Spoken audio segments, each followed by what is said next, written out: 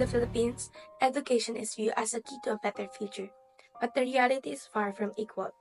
Urban students often attend well-funded schools, while those in rural areas face overcrowded classrooms and lack of resources. She is Joyce Adango, a student from DLSU University, someone who has continuously shown dedication and excellence in her field. Thank you for joining us today, Joy. In your own perspective, what and how is the education system in the Philippines? So, education is often regarded as the great equalizer, but in the Philippines, the reality is far from that ideal. Government has made strides in providing education for all. There remains a significant gap in the equality of education between urban and rural areas and between public and private schools. This disparity raises important questions about fairness, access, and the role of socioeconomic status, as some students receive world-class education while others are left struggling with basic resources. It is because it lies in the deeply rooted inequalities within our system. But the problem goes deeper than just lack of resources.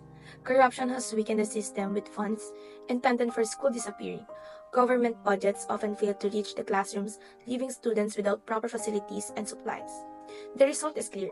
Inequality and corruption have left the most vulnerable students struggling to learn, limiting their chances for higher education and better jobs. Now, with inequality and corruption running the nation, what can we do to combat them and bring everyone the education that they deserve? Well, in the Philippines, fighting inequality and corruption while guaranteeing equal access to education requires a well-planned strategy. Enter the Justice League Protocol. Now first, the government needs to spend more on education, especially in the rural regions. They must offer free education and supplies to promote the enrollment of kids, especially child laborers. To keep kids in school, initiatives like conditional cash transfers, such as the 4 Ps, must be strengthened. And next, reducing corruption and providing protection for whistleblowers can be done through digitizing budget tracking and including independent audits.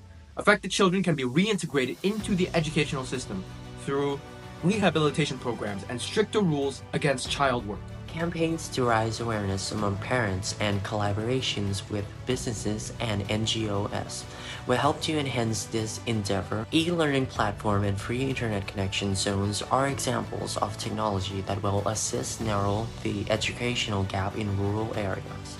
Last but not least, ongoing mechanisms of observations and feedback will guarantee responsibility and gradual process. Education is every child's right, but millions of Filipinos are being denied that right.